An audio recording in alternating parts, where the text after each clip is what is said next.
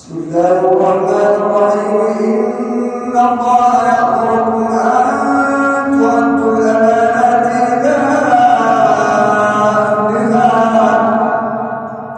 وإذا حكمتم بين الناس أن تحكموا بالعدل إن الله نعم ما يعظكم به إن الله كان سميعا بصيرا.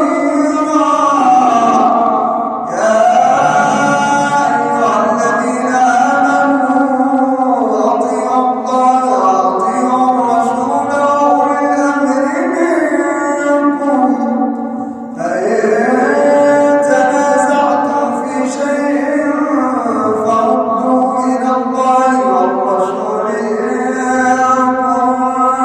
كنتم تؤمنون بالله واليوم الآخر ذلك خير وأحسن تأويلا.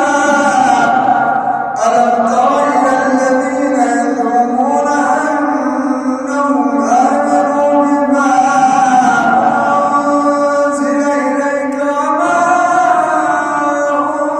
أنزل من قبلك يريدون أن يتحاكموا إلى الطاغوت وقد أمروا أن يكفروا به ويريد الشيطان أن يضلهم ضلالا بعيدا. فكيف إذا أصابتهم مصيبة